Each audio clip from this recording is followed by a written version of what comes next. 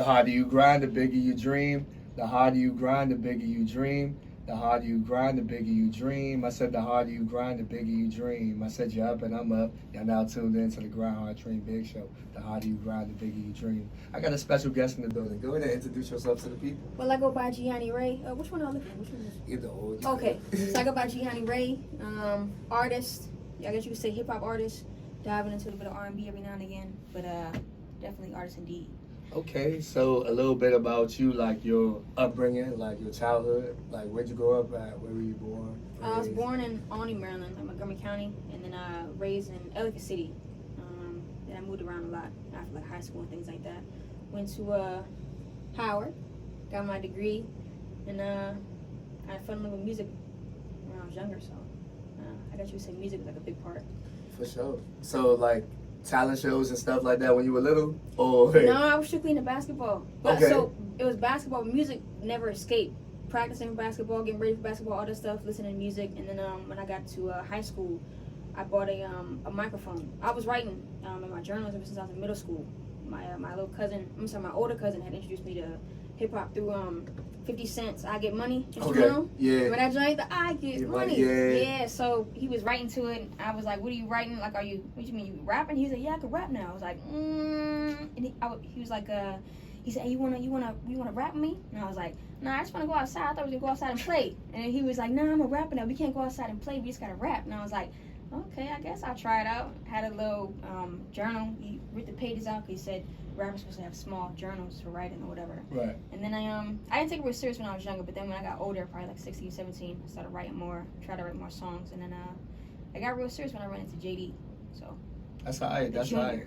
Shout outs to JD the Junior. Yes, that's my sir. guy. That's my guy, man. Jet Major. Shout out to the whole family for sure. You know what I'm saying? Whatever major. Yeah, for sure. So like getting into it though, like when you was writing, did you have to like find your style, your niche? Like, were you writing stuff and being like, all right, I'm just writing stuff, or is like, all right, it's very intentional with the writing? When I was younger, I was writing just to write, because even though I think I started writing when I was about like 12, and I remember I wrote a song when I was like 13, talking about me being in a club. No, damn well I wasn't in no club because I was 13. But so back then I was just writing just to write. And then when I got to high school, that's when I started writing more intentional about the things that I say, what I wanted to say, what I want to convey to people. And then when I started dating, I guess you can say dating, but also my parents had a situation and I needed like some therapeutic release. And music kind of became that therapy for me. So then I started writing. Ever since then, I've just been real raw with writing and writing on my feelings, how I feel. Somebody ever has me in like a mess of space, unless I tell them 9 times out of 10 I'm gonna write in the song. So thank you for the inspiration, whoever that is. For sure. Nah. I'm like, if you don't know who this person is, she gets busy. I'm gonna let you know that right now. Like sometimes I feel like, yo, like she be spinning. I'm like, yo, is she battle rapping or is this literally like, nah, this her?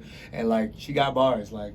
No funny. She definitely has bars for real. I appreciate you do. that. Nah, you do. So like the inspiration behind it though, like who did you look up to like when you first started doing it? Did you like really have somebody you looked up to, or you like, all right, I'm me?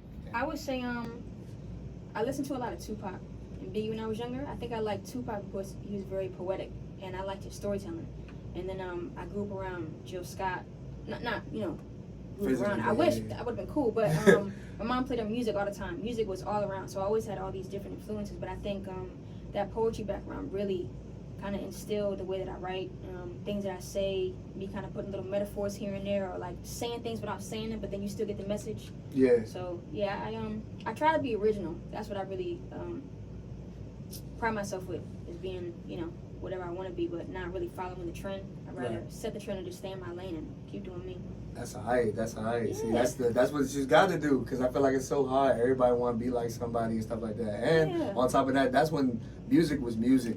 Like it felt good. You was actually teaching, educating, and it made you feel like, all right, cool. Like I have something to look forward to.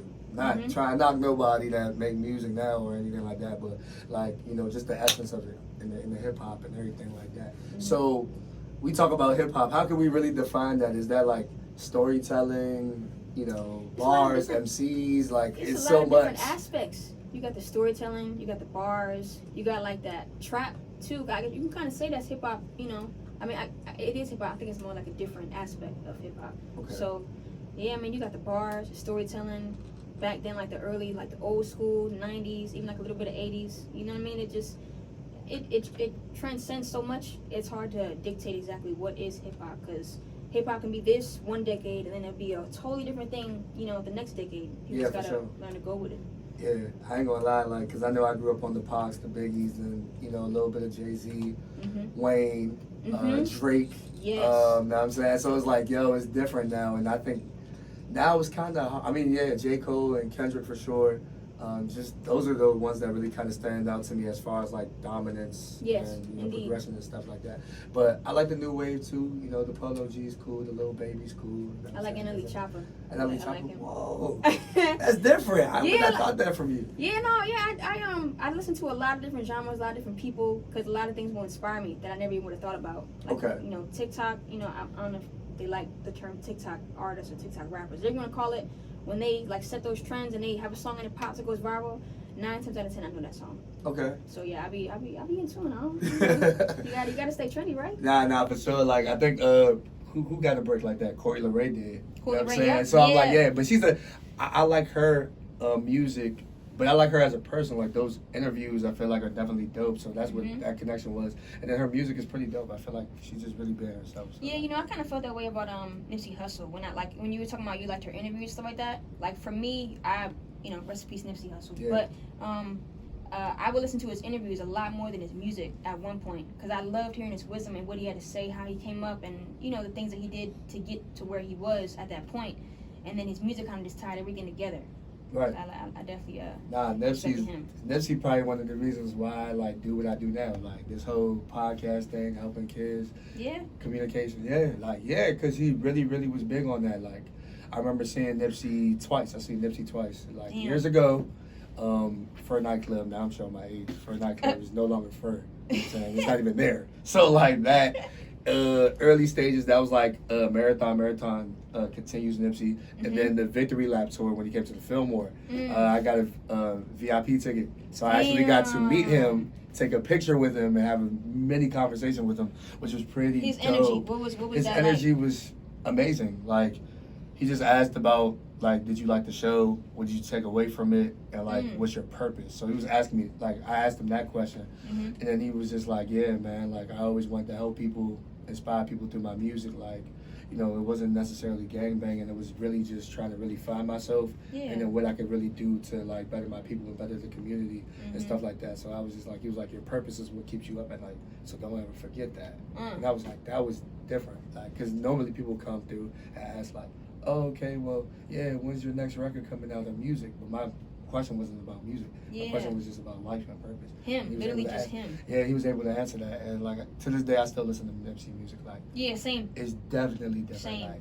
Damn. Victory Lap is definitely dope. That's what's up. Yeah. So like after that, did you kind of feel like a little change, or maybe like what do you call it? More inspiration after you met him and like kind of talked to you? It did. Yeah, because it was somebody that I really like looked up to, and I was like, dang, like I'm really in the room with Nipsey Hussle. Like I never really felt like, dang, I get starstruck, but it was like, nah, it's different. Like, yo, Nipsey right here. Like, what do I do? What do I say? But he definitely did that, and he molded a lot of things. And I think a lot of people didn't realize what he was really on to. Like, it wasn't necessarily only the music. Like, if you go in Cali, he had also started something called Vector 90, and Vector 90 was like that whole notion of a Shark Tank for kids, a Shark Tank for a community in a sense. Technology, I think. Right, and technology and STEM. So it's like, yo, like he's giving back to the community in that way too. And just, you know, the marathon store and just understanding that, like, low key, everybody talks about like NFTs and all that stuff. Like, he literally had the first one, if you want to really think about it, with Crunchshop, because he really made this body of art, and people were auctioning it off, and Jay-Z had bought that 1,000 copies, and it went crazy like that. Yeah, man, he was smart. Yeah. Like, and very wise. But I remember when I forgot what interview it was or what he said exactly to who, but I remember he was saying how like the reason that he came up, and he was saying that when I saw this interview, and it kind of molded me the way that I wanted to get into the game, or at least stay in the game, where it was like you know, like when people say they want to do rap, and everybody's like, oh, so you want to get signed, you want to do this.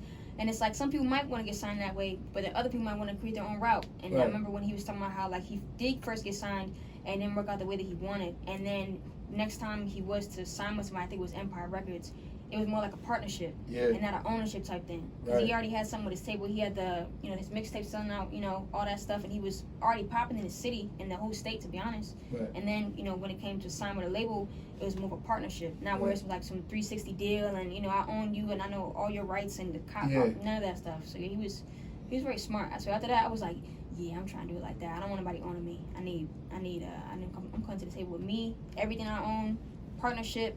Yeah, and that's that. And I think that's where they really understood the financial literacy part and the ownership part, because I feel like that's what a lot of the artists after that really kind of sort of took away. Now you're seeing that wave. You know, shout out to La Russell. You know, La Russell's one of those that kind of does it. I don't know if you know who that is. Who's that? La Russell, he's a artist out the Bay area. He kind of has a Nipsey Hussle kind of mindset in a sense where he has merch, he has music, and consumers set a price, and they'll buy whatever they want to buy, and then on top of that, like, he's not signed to anybody.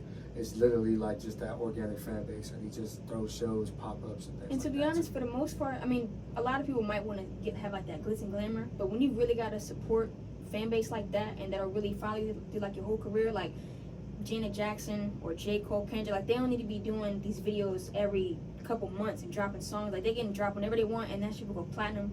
Yeah.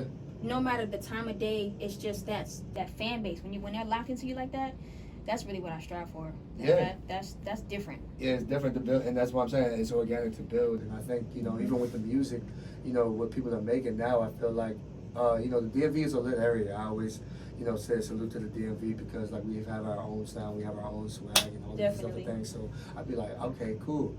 But do you find, like, with you like performing and things like that, did you find it challenging at first, or was it like, I embrace it, I mean, that's what happened? When I first started, it was a little challenging because it was new, it was different, and I had the jitters. Of course, I still get them, but I think of it as like it's good that I have the jitters because it shows that I'm passionate about what I do. But I thought I wanted to like move in a different way after I did a couple performances, because I would see people pop and I'd be like, damn, I'm trying to be like them. And one part of my body would be like, I want to, you know, kind of do what they do, and I want to be like them. But, you know, in reality, I'm me. I'm the only me that's gonna be me, and I need to embrace it. So I was like, nah, like, I'm gonna wear whatever clothes I want to wear. I mean, you know, you can wear whatever you want, but I'm gonna be comfortable on the stage when I'm rapping, and I'm gonna do what I do. I'm gonna jump, I'm gonna be enthusiastic, I'm gonna be a little goofy, I'm gonna talk to the crowd, make them feel comfortable, bring their energy to life, and I'm gonna, you know, do things how I want. And then, you know, if you like me, you like it, and if you don't, you don't.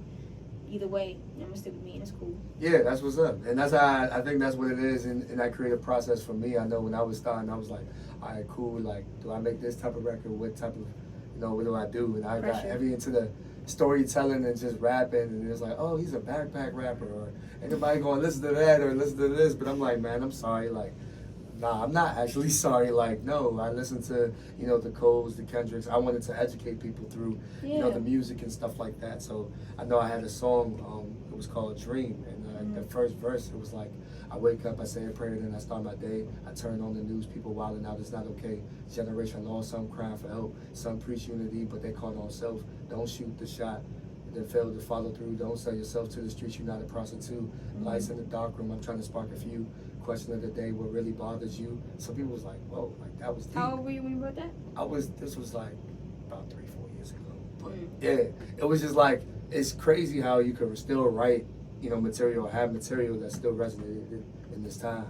Yeah, because I remember I wrote a song called Soapbox. I think when there's been so many killings of black people, it sucks that I can't remember the name off the top, but I know I think it was, I don't want to say his name because I forgot, but it was the killing of the guy right outside of like a grocery store or a convenience store, whatever. He was selling CDs out there, and he got choked by the cop and stuff like that. I remember it was like a Eric Garner. Was it Eric Garner? Eric Garner. But I think there was two. So Eric Garner was the one who got choked, but he got choked because he was like selling like cigarettes or something like that, or I think. Yeah. There's way too many, but anyways, at that time they was like back to back to back. So I wrote a song called Soapbox, and like, you know, you're on your soapbox, you standing on it and you saying whatever you want to say, getting the people to hear, bringing them to, you know, hear about what's going on or what's been going on, and bringing everything to light. So I wrote a song like that, and I kind of hoped that it still wouldn't be relevant today.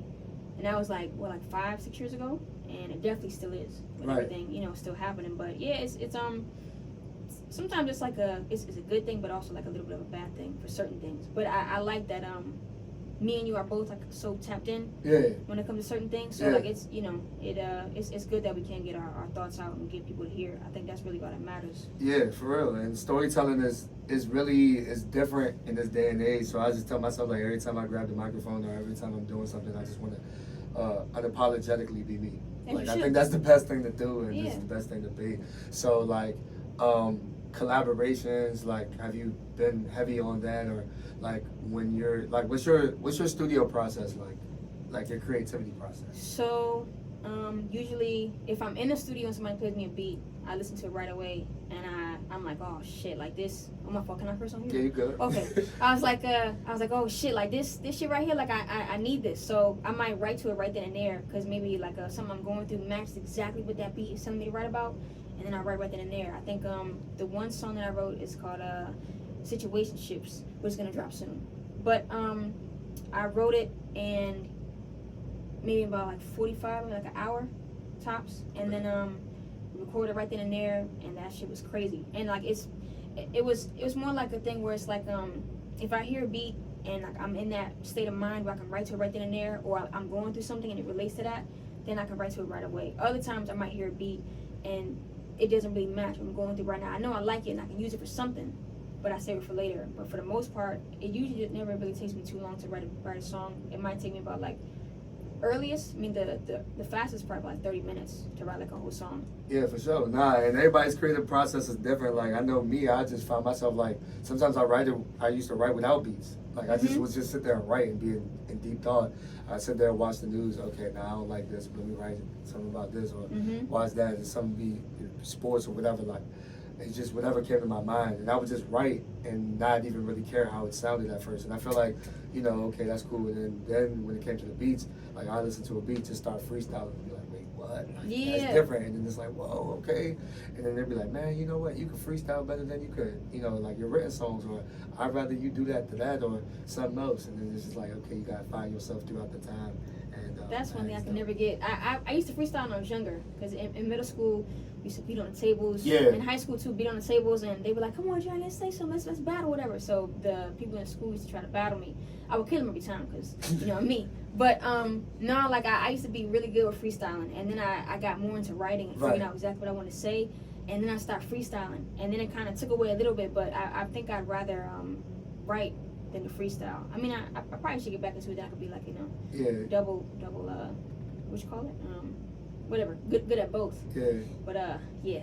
Nah, for sure. I mean, I think that you could definitely kill it. Like, I'm like, because sometimes I be thinking like, okay, yeah, and I'm saying she an artist. Like, I wouldn't be surprised if, you know, she probably hopped out and battled somebody or something like that. Like, because it's just the aura and the bravado that you bring, you know what I'm saying, with the personality and what you can do, you know, and things like that. So it's just like, you know, dope. You know what I'm saying? So, like, in the DMV, like, collaborations, have you ever been able to do, like, records with other people or things like that? To be honest, the only person that I've ever done collabs with is probably JD. Okay. I think, no, me and Stax have a song, and to be honest, we probably should drop that, so I'm gonna get on that one, too. But, there's a couple more people that I have done songs with, like KI.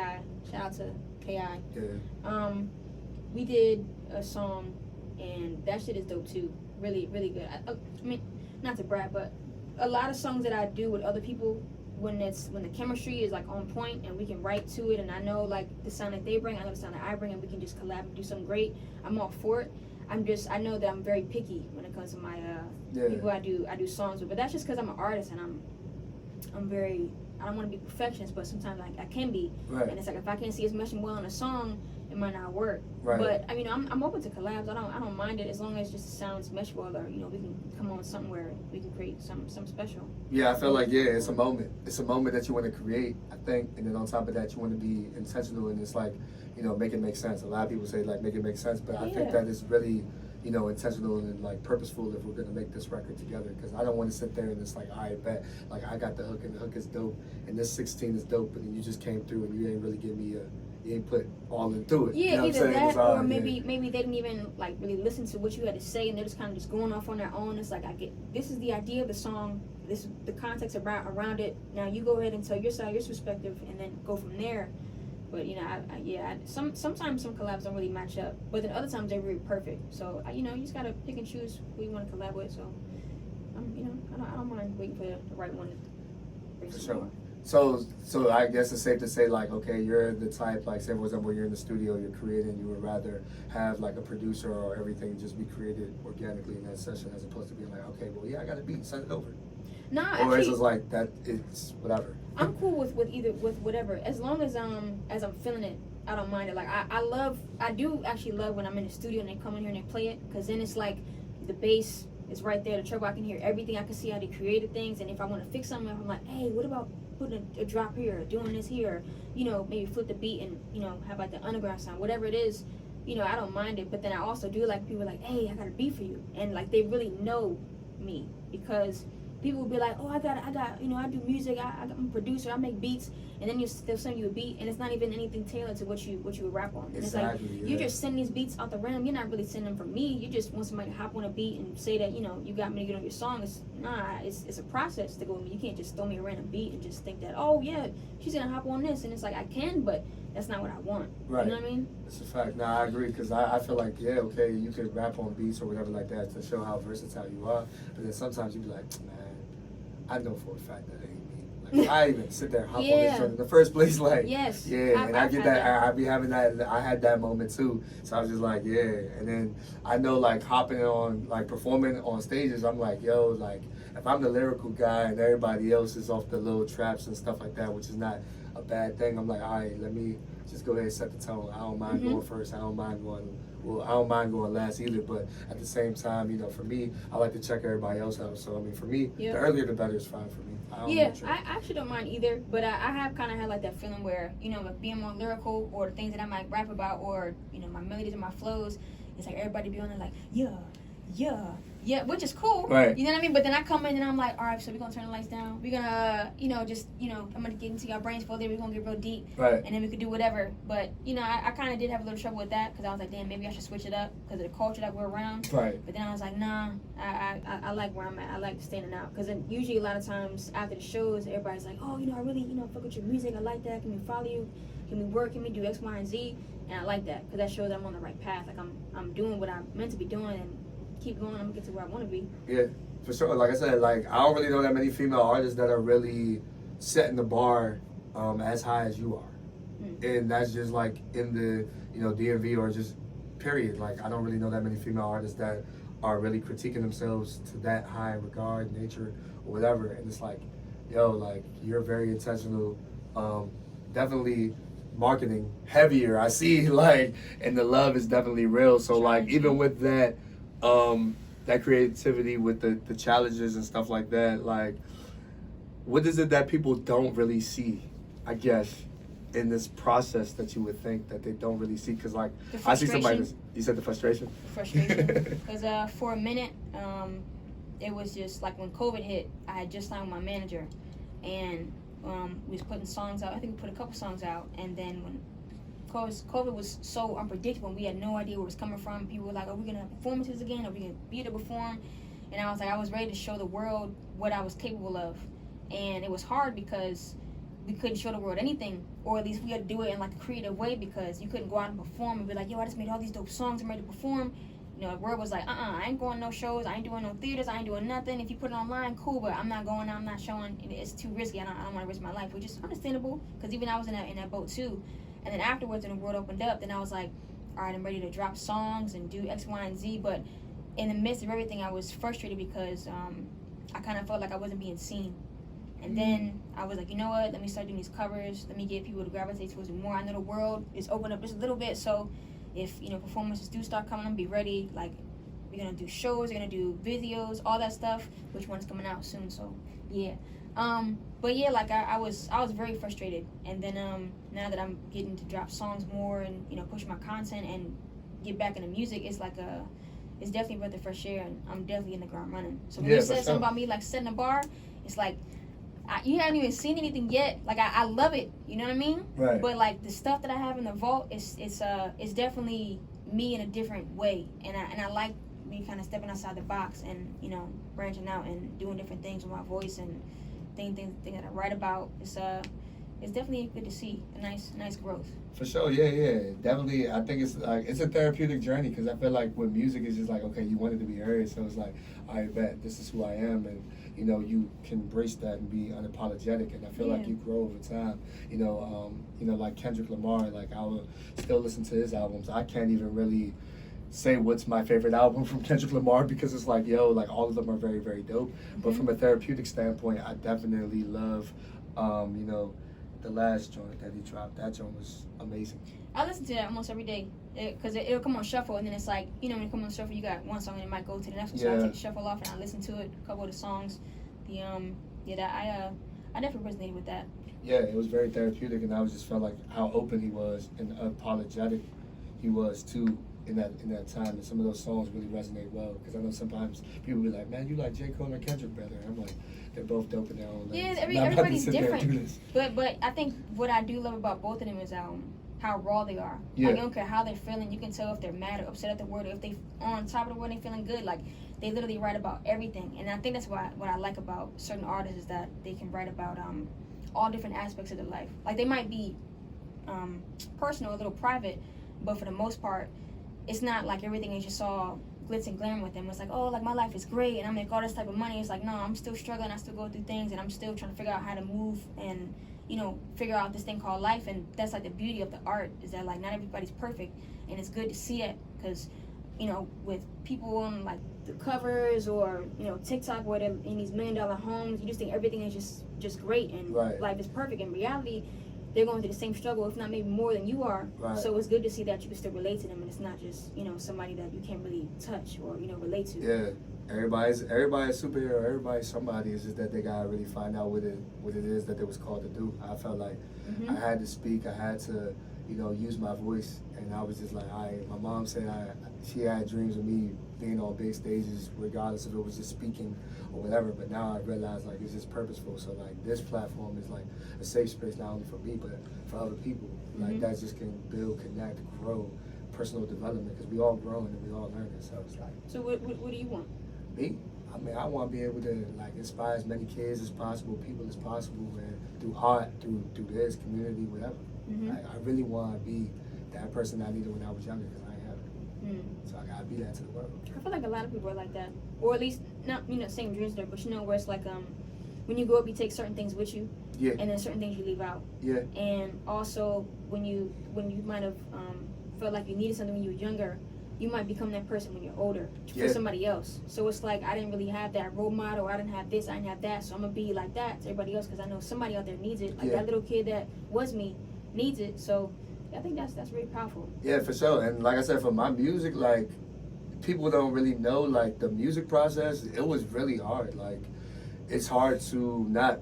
Because I had dreams and goals and aspirations, and I crushed all of them through the grace of God. Like, I was able to perform at the Fillmore, perform at the Howard Theater, perform at AC3, perform at South by Southwest.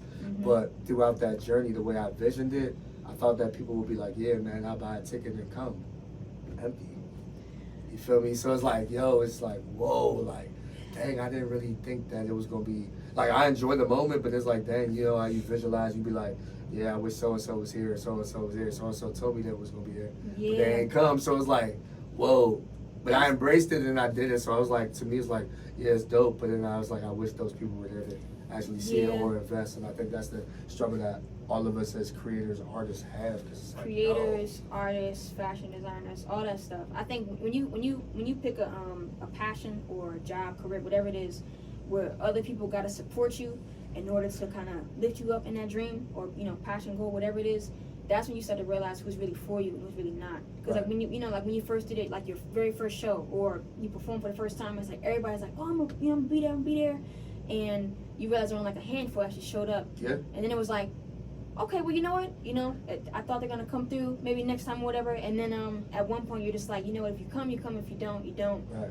All I know is when I do get to where I'm going, don't ask for like no handouts or be like, hey, can I get a ticket? Can I do X, Y, and Z? It's like, no, it would have been nice if you showed up like everybody else, but it's fine. That's not, you weren't that supportive, but it's okay. It is what it is. People show up when they want to show up for, and they do what they want to do. And then I kind of realized that it didn't really matter how many people that I want to show up showed up, but as long as the people that I needed to be there showed up. Right. And then it's like you know, when you're performing, it don't matter if it's 2 people in the crowd or 200. I'm gonna perform the same way I am for 200, the same way I do for 2 people, Right. and I'm gonna still get that same energy show. So either way, you know, if you show up, you're gonna come to see a great show, and if not, you know, maybe you'll catch around next time. Yeah, that's how it is, and that's exactly how I took it. And I was just like turned up ever since. I was like, all right, that's cool, and like those goals. And the only thing I've never done that I probably I'm gonna do it. I just don't know when. I'm gonna drop an album. I never dropped an album. Yo, me either. I did EPs, Uh-huh. did mixtapes, never dropped an album. So like, really showing my age right now through the Dat Piff, the Spin Relevant live mixtapes phase. I got some on It's that cool, Piff. but Yeah. it's cool though. You know, I feel like that's definitely dope. But it just shows you how creative that you can still get. So I think that it's still, you know, collaborations. I wasn't really heavy on collabs like that. I don't know, maybe because I was just a backpack guy and everybody was doing everything else. But it's cool though. Did you want to collab though? Yeah, I was open to it. I mean, I did a song with me and JD got a record. We did a record. I did a record with my man Warfare. I did a record with this guy named Count. Who else did I do a record with? I did a record with some battle rappers. They're not from here, but shout out to Chess, shout out to Tay-Rock. Did I know records him. with them. Yeah, battle rap was big for me. I used to watch battle rap a lot, so. I Yeah, like that. the I like that. URL. Yeah, URL. Yeah, I used to watch that. I used to watch it when I would work out. I don't Yeah, know why, but for some URL. reason, them battle rappers. Yeah. Yeah. Smacking The URL. mumbo, Yeah. Don DeMarco. Yeah, Yeah, all there you that. go, So yeah. it's like different. I used to watch battle rap a lot, so that's what it was. And storytelling, man, it was just different. So that's what I like to do. I like to watch battle rap. I still watch it because there's a competitive nature for me.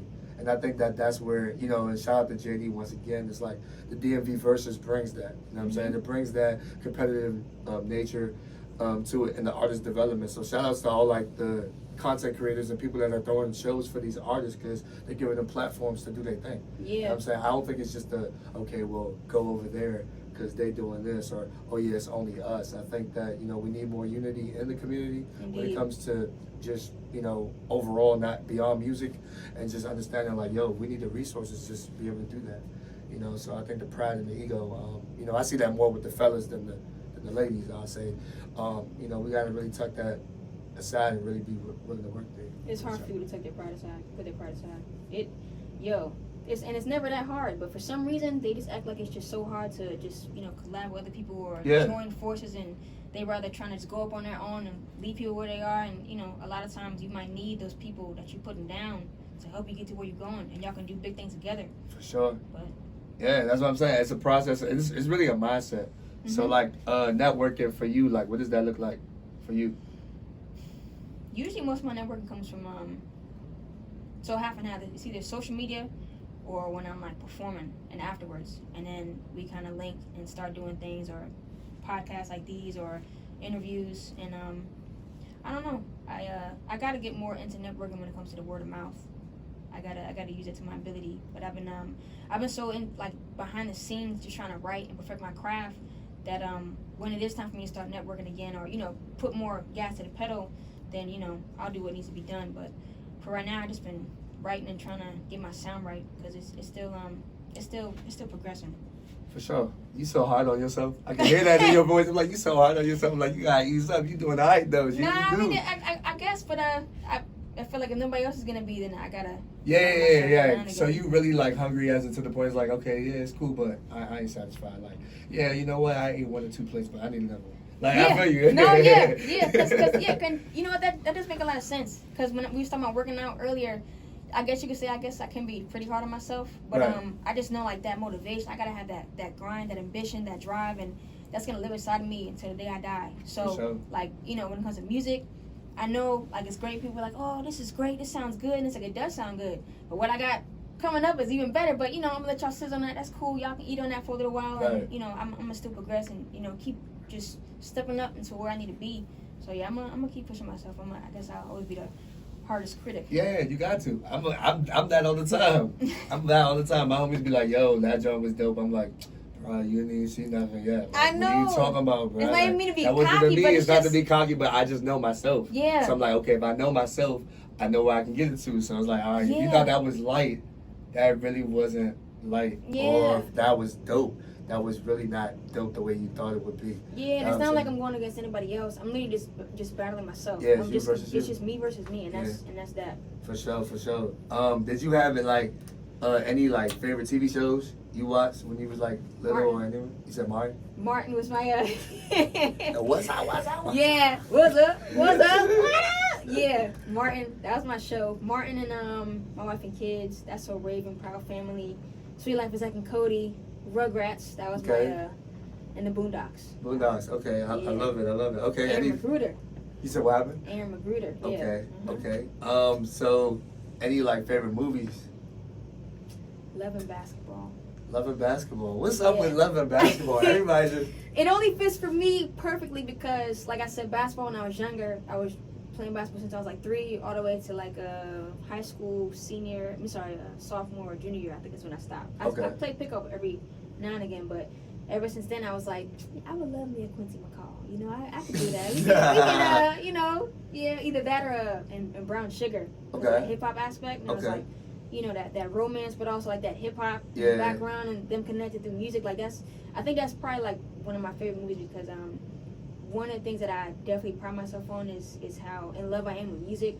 And I don't need anybody to be the same way that I am with music, but like if they can relate to it the same way, I feel like, you know, music kind of hits you in a different place when you really listen to it, and it'll kind of help you through life no matter what you're going through. There's somebody out there that already been what you went through, and they put it on wax, and you can resonate with it, and you might cry or it might build you up and get you in your zone. Right. So I like that. You know, Brown Sugar kind of helped me see that in a way, and it's like, damn, like. I actually would like somebody like that, you know? Hip hop, Yeah, nah, I ain't gonna lie, that's dope. I'm glad you said Brown Sugar because a lot of people ain't really hip to that movie for real. Like, that's because they're not, you know, they're youngins. They don't get it. They don't get it. Nah, for sure. Nah, I think that's definitely dope. I thought you was gonna say Just Right for a second. I thought you was gonna say Just Right. I do like Just Right. Yeah, Just Right. The comment and Queen Latifah's young. You know what I'm saying? Queen Latifah definitely dope. Yeah. For sure. I mean, it's a lot of movies. I think for me. Let me see. If I had to really think, I like Get Rich or Die Trying. The love that he had for his mother. Mm-hmm. Anything that Mob Dukes needed, he was just gonna sit there and do. Yeah. And then there was just like my favorite part of the movie is when he literally, I forgot what's the joint. He's in the courtroom and then he's sitting there. He walks out this joint. So I was like, "What are you doing with a loaded gun in my house, Marcus? If it wasn't for you, I would not got caught. I'm a gangster, grandpa, and I'm proud of it." I was like, "Hey, yo." He's wildin'. He's bugging right now. 50 Cent is a force to be reckoned with. Yeah. Like when he first dropped Get Rich or Die Trying, even the album out at the Massacre, I was tuned in, and especially Get Rich or Die Trying. That definitely helped me see a different side of him because I was so used to just like that gangster side, and he kind of became a artist when he did Get Rich or Die Trying. Yeah, that movie was pretty dope too because I remember when he was sitting there running through the joint, he's like, Charmaine, come on, Charmaine. You know I love you, Charmaine. Like, bruh, this dude I like funny. when he was in the seat and when he was driving. Was he driving or was he sitting? No, when he was driving and Terrence was in the back. Yeah, talking about stop fiddling. Yes, he keeps moving and you making me nervous. You keep moving. I'm trying to figure out what you're doing. He said, when I'm right, I'm right. When I'm wrong, I'm still right because I could have been right. And that makes me right. Terrence Howard was hilarious in that joint. Man. Yeah, that movie was funny. He was like, "Start the show." I said, "Start the show." It's over with. Start the show. I was like, yo. Yeah. It's been a minute since I've seen that movie. Yeah, Get Rich or Die Trying was definitely dope. What about Juice? Juice was dope. Mm-hmm. Juice was dope. I know 8 Mile was dope. Yeah. 8 Mile's hilarious to me because it's like everybody needs the cheddar bar friend. I don't care what nobody says. Everybody in the world needs the cheddar bar friend because it's like, yes, was he crazy for sitting there shooting himself? Of course. Yes. Fine. But like that hype man that you need, like, okay, man, oh my gosh, the world is against me. I can sit there and turn, and there goes Cheddar Bob cheering. Yes, like, cheering you on, that your number one supporter. Yeah. Right there whenever you need him. That joke was hilarious because he grabbed the mic, and then I remember Mikel Fife just dropped the mic. He's like, "B Rabbit, it's on you. You know what to do. DJ spin that." And I'm like, bruh, go ahead.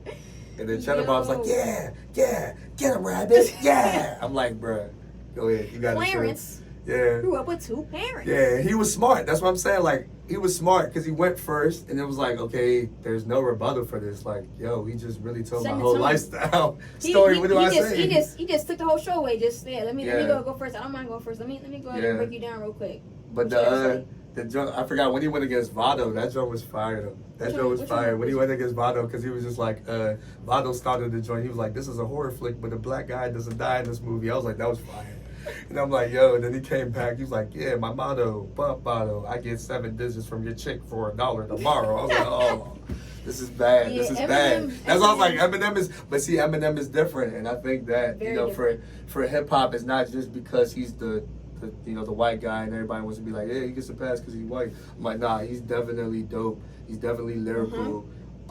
His patterns and flows are just different. Sometimes he can be funny and then he's like serious and then he gets back into it. But the cadence and his flow pattern is just something I think is underrated that a lot of people don't one really of want to his give him songs I credit will for. always give me chills is clean out the closet. Yeah. Like that one and Stan too, because that also kind of got me with the storytelling. Because like you can actually see before the video came out, you could literally see, or at least I could. Like as soon as I heard, you know, clean out my closet and Stan, I could actually see what he was trying to tell me to see. Like when he made that song, I could hear every word and I could see everything, and his storytelling is immaculate. Yeah.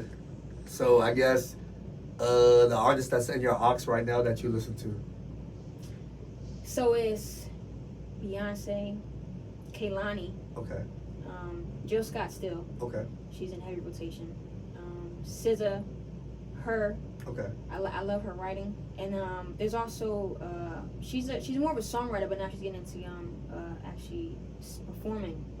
Her name is Naja Charles. Okay. She wrote a lot of hooks and actually just songs in general, like "Bear with Me" by Tiana Taylor. Okay. She wrote that, had the demo and everything, and then Tiana, you know, did her thing and, you know, got on that and put that song out there. So like a lot of people who are very good songwriters, storytellers, I will always gravitate towards them.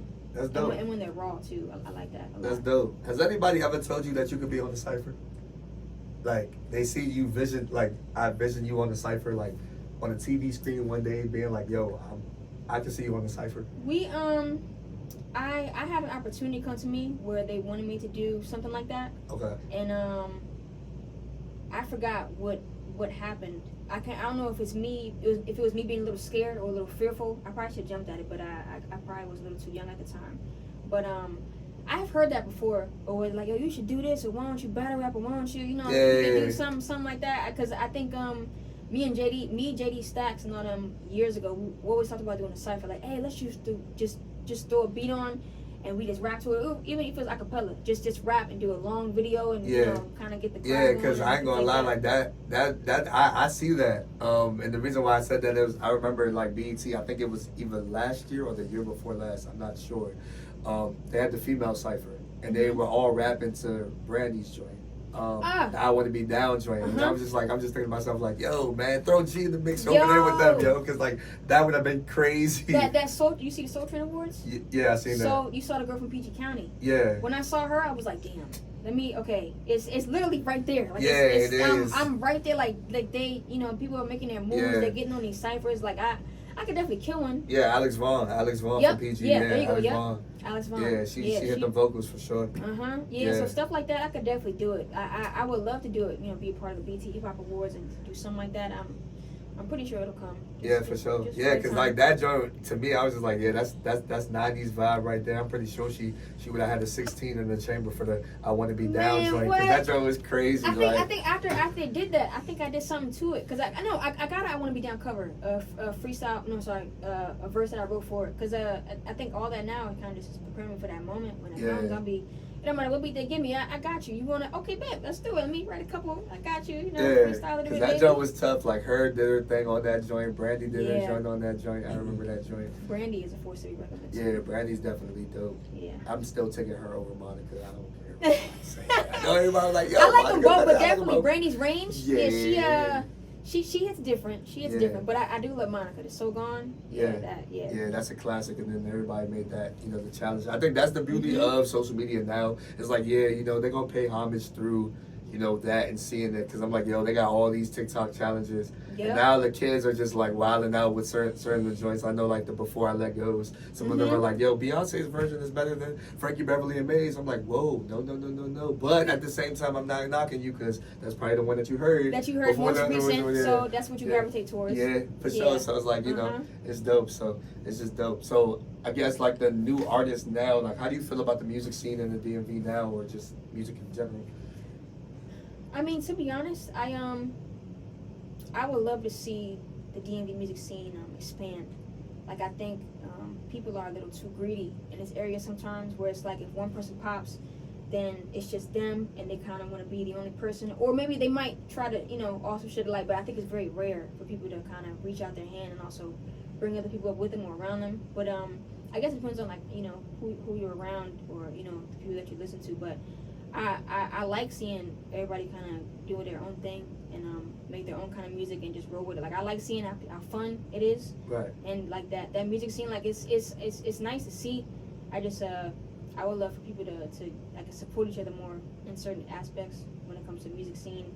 But in general, I do like where music is going.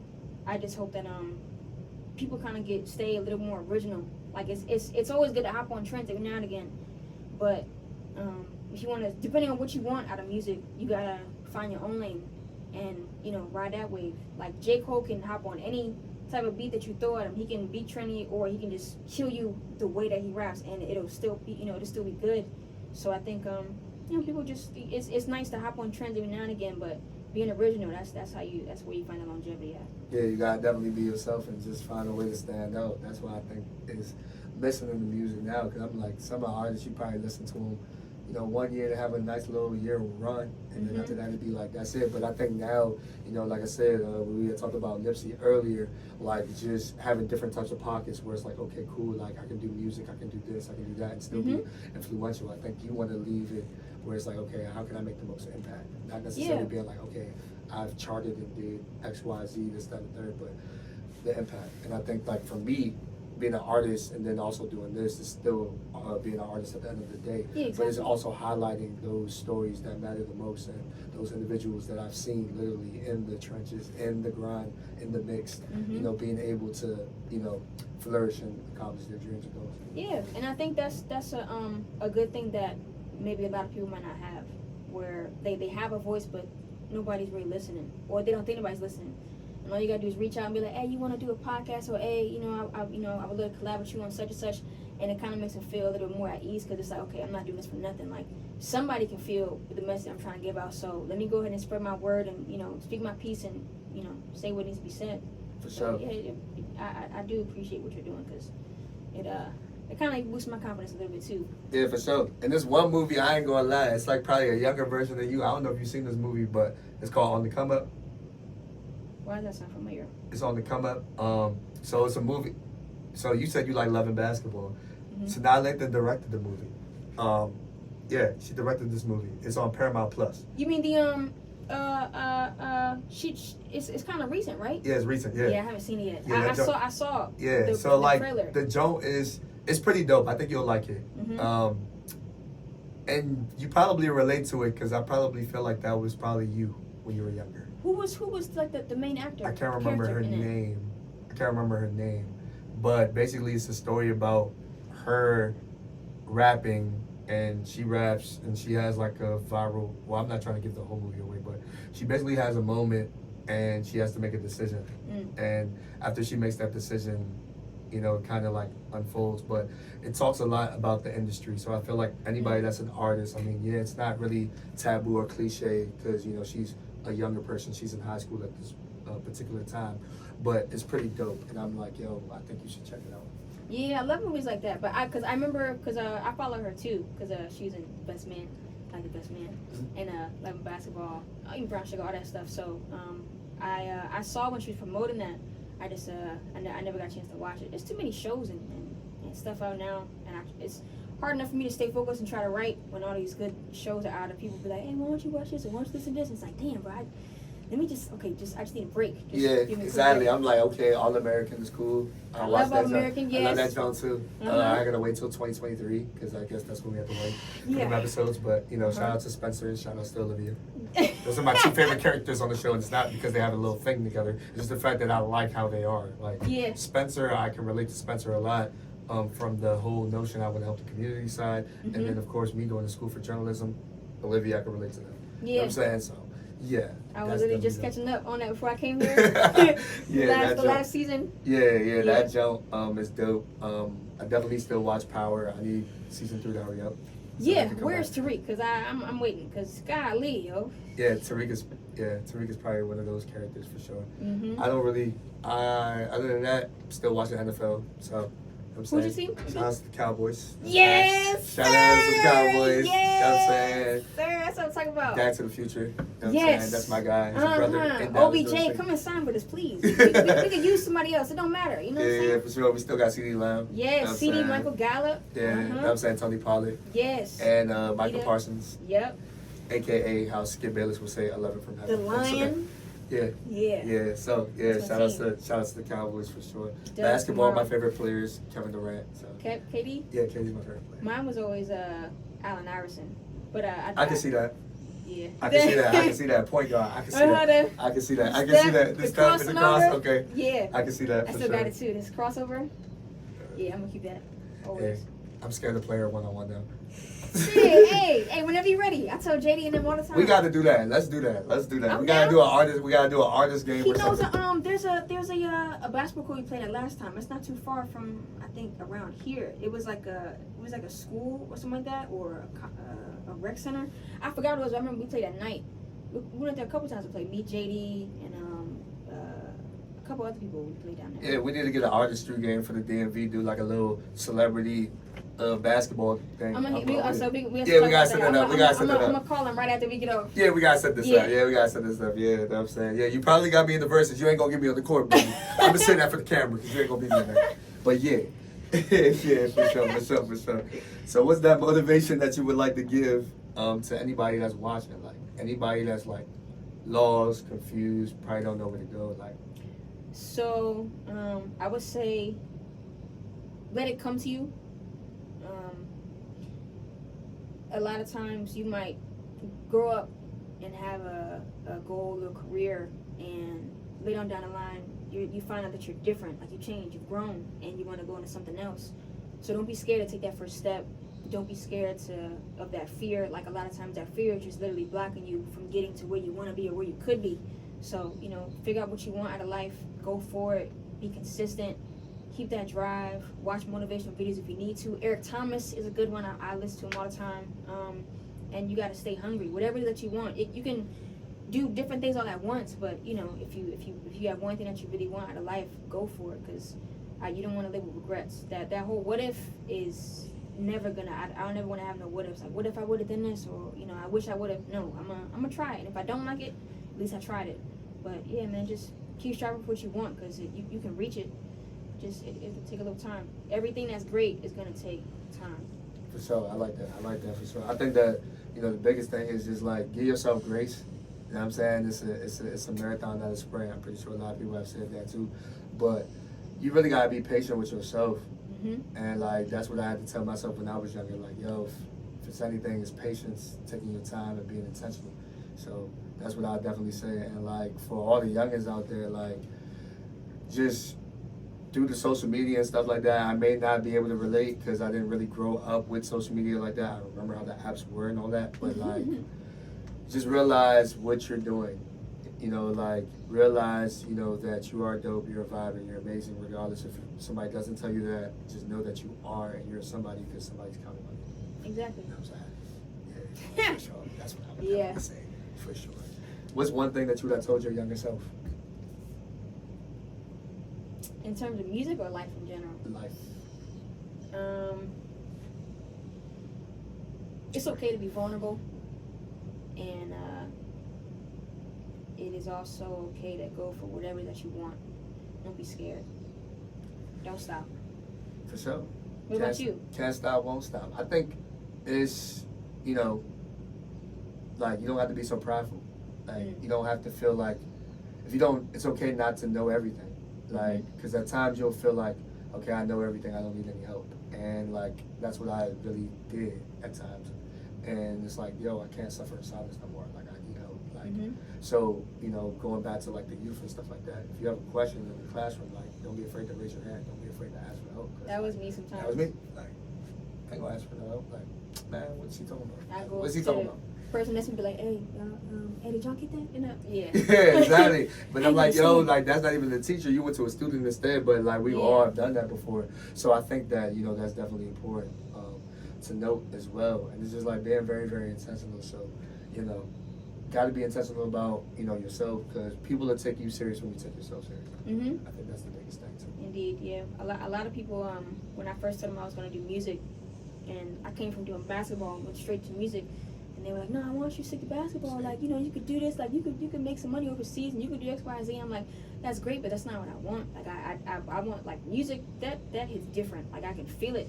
Every beat, every note, every word, I feel it. I'm in class, and I'm making beats, and I'm in class, and I'm writing. I got a whole page full of notes where I should be writing, but instead, they're lyrics. Like, there's a reason why I keep going towards it. I'm not gonna stray away from it. Like, I still find myself. Yeah, I still find myself writing. I remember I still got my notebooks in my little drawer. I'm like, yo, I still got all them joints. I'm like, yo, I used to composition joints, just old school. Yep, I have all them joints, and to be having all them joints. I'm like, yo, I got like 20 books of raps. They're like, boy, what are you doing just rapping all the time? I'm like, yo, I just love it. Huh? I can't complain. I'm still listen to Freeway, What We Do Is Wrong. That's still one of my favorite songs. Like, that was my first song I actually like did a little freestyle to. I remember in the basement back then, like, yo, just rapping. Like, that's it. But it's just those type of beats. And then those were the feel-good joints. Like, okay, yeah, that's mac and cheese. Why? I can taste it. That's fried chicken. Why? Because I can taste it. That's string beans. Yeah, this soul food. I can taste it. It's good. So, yeah, that's how I did it. Music back then definitely hit different. But I think I'm glad I came up in that era, because I got to see hip-hop evolve over time, and it definitely helped craft me to the artist that I am now. Those different type of versions of hip-hop. For sure. Well, I appreciate this. This was a man, vibe. I appreciate This was you dope. having me. This was a vibe. How can people support G? How can people tap in? Right? So, you know, since I do music, the best way to support me is streaming. When I drop songs, commenting on the videos, commenting on, you know, the YouTube comments, and letting me know how you feel about the songs. That's what I really like. I like when people tell me, like, I listen to the song every day of the week. I like your voice. I like your tone. I like how you switched it up. I like this. I like that. And, you know, just I promise that if you do appreciate my sound as an artist and see me grow, it'll be a ride to remember. So, yeah, man. Yeah, for sure. Like, I'm pulling up to the next show because I already know what it is, like an experience. But matter of fact, you know, I've never seen you perform live. Yeah. I got to make sure. Well, I know you were supposed to have a show, and it didn't happen. Yeah, and man. I bought a ticket to that, but it's okay because when it's back in effect, I need to see that. But listening to the records, definitely seeing the videos and stuff like that, I'm like, yo, it's bars, it's crazy. Like, yo, check her out. Like, just it's wait. dope. The video for Ready is dropping soon. You're the first person that I've told. I haven't even dropped it to anybody on social media yet. So yeah, Ready is dropping soon. The video, more music on the way, and I cannot wait, man. That's all right. It's very, very exciting. So, like I said, make sure y'all follow her. Know what I'm saying? If y'all want to collab with her, go ahead, collab. Know what I'm saying? Reach out. Yes. You know what I'm saying? But look, we need the spitters though. I want to see some magic. Know what I need saying? bars. Yeah. I need the good voice. All that stuff. I am Gianni Raye. That's GIANNIRAYE. If you got bars, come my way. If you got some good beats, please come my way. I'm always looking for more producers and people to help me make. Yeah, we got to build with each other too, and don't be afraid to give the constructive criticism and build. Yeah, you know what I'm saying? We all trying to win out here, so like we can all support in a way by buying a ticket or leaving a like, comment, subscribe, whatever. All of that what support. it is. It's all support and it's all love out here. So you know what I'm saying? Make sure y'all do that. And with that being said, y'all, the harder you grind, the bigger you dream. The harder you grind, the bigger you dream. And we out.